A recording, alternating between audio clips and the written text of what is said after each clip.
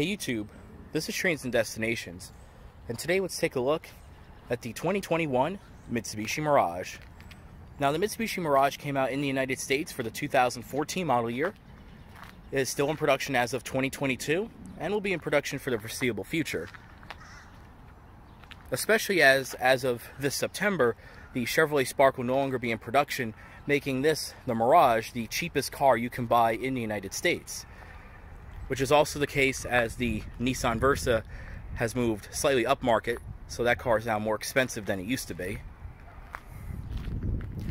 Taking a look at the Mirage, this one is obviously the hatchback, but it's also available in a sedan called the G4, which came out in 2017. This particular trim is an ES. You could tell it's an ES because of the plastic wheel covers. But you can also get this in other trims. I believe the LS is the trim above this, and I believe there's two trims above this. There's the LS and then another one, but this one is the base trim. That being said though, even for a base model, this does come pretty well equipped, as you'll see when I get into the interior. Now you'll know this is a 2021 Mirage because for 2021 the car got this facelift, and as a comparison, someone here in my complex actually owns this Mirage, and you can see that's the older front end design.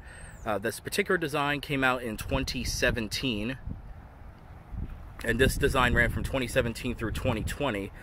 Although this is not the way the Mirage originally looked. If you look at a 2014 Mirage, it has an even different front end from this. So you essentially had the original front end, which went from 2014 to 16. This went from 2017 to 2020. And then this is the most current look of the front end as of 2021. So it's up to you to decide which one you like better in terms of the look. As you can see, this one is currently in a silver color. And I will say that this is definitely a very quirky car. You can see on the back here you have your backup camera just kind of stuck on there. Decent rear spoiler. Here's the key for the car, so you just got lock, unlock, and panic. So check out the trunk first. The trunk opens very easily. Now there's not a lot of rear space. That being said though, underneath you do get yourself a decent little spare tire. That being said though, you can tell the cost cutting, so the plastic ends here and this is just metal. Same thing with the trunk, it's just all mostly just bare metal. One nice feature though is that the rear seats, they do fold down. You just pull this little strap here. And as you can see, it increases the cargo space pretty nicely. Although unfortunately there is a bit of a hump there. But that being said, folding on the rear seats are pretty easy. And luckily the seat belts actually stay in this little strap here, so that way the seat belts will actually stay attached to the seat, making it even easier to put up and down the seats. Got the older style pull-up door handles there.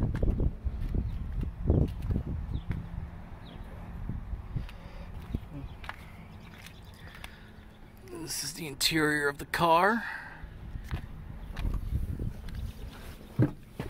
As you can see, the step-in height is pretty easy.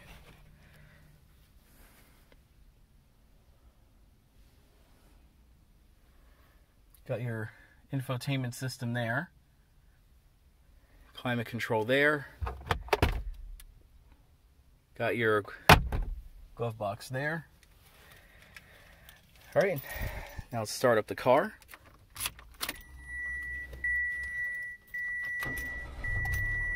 And what you're hearing under the hood is a 1.2 liter 3-cylinder engine, and we'll get to that in its appropriate part of the video. As you can hear there, that is the infotainment system, or the radio. I actually quite like this infotainment system. So it's very simple. You got FM, AM, Bluetooth audio. As you can see, it is very quick. And you got corresponding buttons here for your phone, day mode as well as a night mode. You can't actually individually adjust the screen, you just have a day-night mode. And this here is your volume knob. Then if you just press the button, it mutes it. And then if you hold the button, it turns off the system. It was funny, if I remember. Yeah, it was funny. So, you know, it's not a bad system. It's actually quite responsive. It is quite basic. You know, there's no navigation or anything. But that being said, this does support Android Auto and Apple CarPlay. Unfortunately, I was unable to get Android Auto to work on my phone, but Apple CarPlay works fine. Plugged in my mom's phone and worked just fine. And then here you got your settings and stuff. So it's a very simple system. I actually quite like it. It's a 7-inch, it comes standard. And along with that, when you put the car in reverse, you do get a backup camera with guidance lines. So that's pretty nice. Here you do get automatic climate control, which is pretty nice. So you adjust the temperature there, different modes. That turns on off the AC, recycling. So it's a pretty simple system, and it's all surrounding this sort of piano black shroud. Over to the right, you got your wipers. Over to the left are the light controls. Now, one thing that's kind of funny is that this does control the fog lights. However, this particular one does not have fog lights. And so, essentially, because of that, if you actually move this, it does absolutely nothing. But the idea is that, hey, why spend more money on having a different stalk? We'll just use the same stalk whether or not the car has fog lights. And then over here, this little shroud here is, if this car did have push button start, the start button would be there. So in cars that doesn't have it, you have this piece there. On the left, you got your power mirrors, turn on and off your traction control. And this also does have forward collision warning as standard, so that's pretty nice. Obviously, it'll stop the car if the car doesn't think you'll stop in time. Got your power windows here. Only the driver's side is automatic down and up, which is fine. It's what you would expect. Power windows, locks, of course. Like I said, it's all standard equipment, even though this is a base model. You got radio controls on the wheel, cruise control.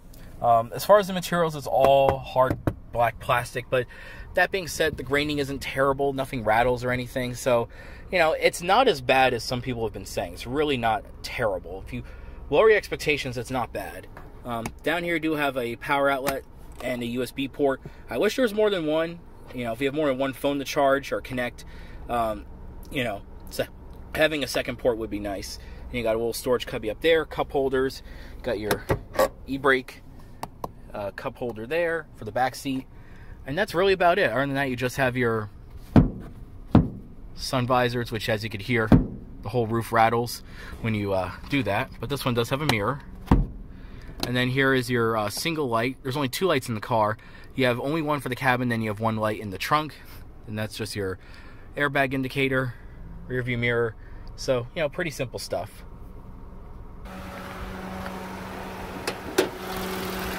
Alright, and then under the hood of the car, this is the little engine that could. This is a 1.2 liter 3-cylinder. Makes 78 horsepower, 74 pound-feet of torque. This is a tiny little engine. This little thing here is the intake. You just see how tiny this engine is. This car is obviously slow. It takes about well over 12 seconds to get to 60, but that's pretty much what you would expect. It's not terrible. It has a very signature growl to it. It's pretty typical 3-cylinder engine, so I kind of like that. But yeah, that being said, this is a very gutless engine. You really have to push on it to really get it to do anything. That being said, though, fuel economy is very good. You get easily up to 40 plus miles per gallon on the highway, and we got close to that. Mixed driving got 37 to 38 mpg.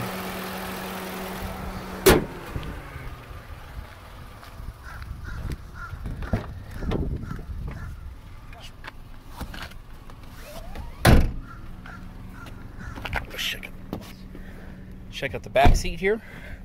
So back seat space is not bad. About 5'7" to 5'8". I have about, I'd say 2.5 inches of leg space. As far as the head space, it's pretty limited.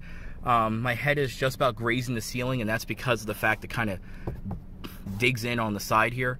As far as the seat itself, it's very hard, not supportive, but it's not bad. It gets the job done. That's all I really have to say. That being said, though, if I were a rear passenger, I would not want to sit back here long.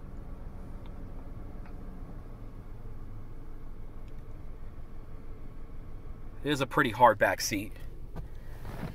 You also have no mat pockets, but again, that's what you would expect. Doors do open out nice and wide, though.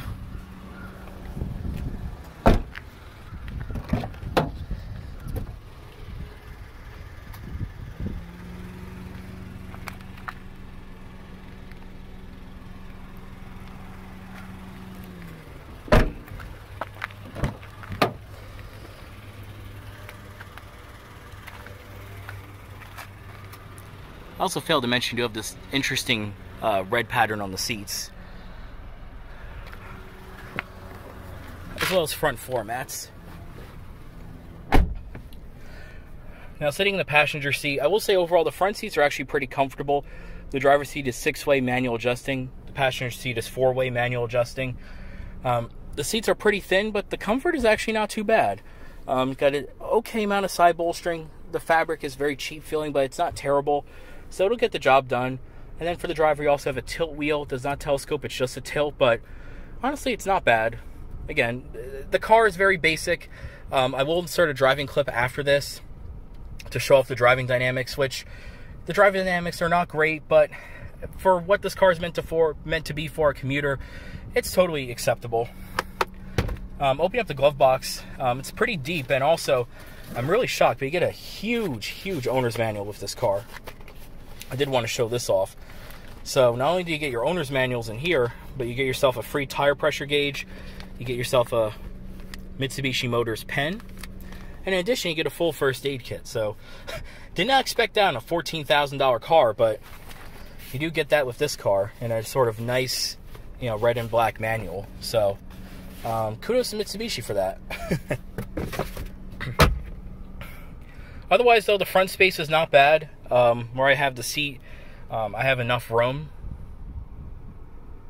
So, like I said, this is not a bad car. Obviously, you have to lower your expectations. You have to lower your expectations. There's nothing soft touch in here. Everything is this hard, black, grainy plastic apart from, like, the infotainment. But again, this is essentially the cheapest car you can buy in the United States. And if you look at it as a simple commuter car to drive around town with very occasional highway driving, then this car will definitely get the job done. It's totally suitable. And I actually had a lot of fun driving this around, so... Overall, thank you for watching the video on the 2021 Mirage.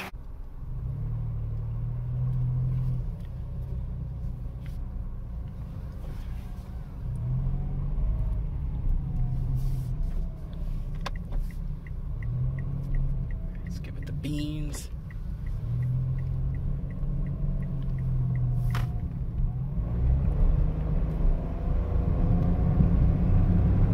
$30. 35, 40. There we go. Oh my god. Oh shit. Oh man, this car is hilarious to drive. I mean, this is a side-to-side movement here.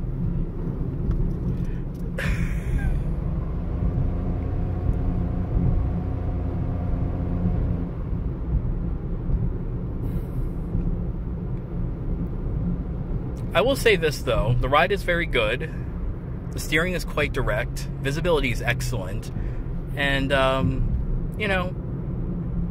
it's not as loud as you would think. There is a lot of road noise, even though these are only 14-inch wheels, a lot of engine noise, but it's not awful.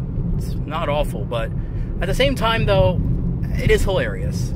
I mean, as you saw earlier, the suspension is so soft, so just not properly done, that this thing just sways so easily back and forth. The body roll is insane. Take any little corner and boom, this car just woo. And then you really have to put your foot down to get any power out of the 78 horsepower engine. But that being said though, for what it is, it's fine. I mean, even right now, even with me driving it like this, I'm getting nearly 30 miles a gallon. I like the infotainment. Again, visibility is good, so, and it's doing very well over these bumps. Some of its flaws just make it even more fun. I will say this, the steering is very easy. It's electric, obviously. There's no feel, but it's actually pretty direct. The CVT, it's a CVT. It does what it has to do.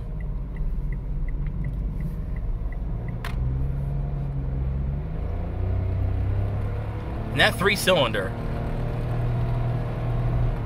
it makes such a nice note. I mean, just that roar. You only get that from 3 cylinders, I gotta say. But I mean, just cruising, it's not that bad. I mean, it's very easy to drive. And I'd be totally fine owning this car.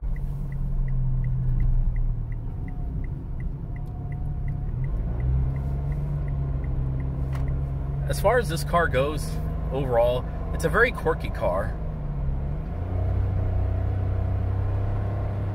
Just listen to that engine. That 3-cylinder growl.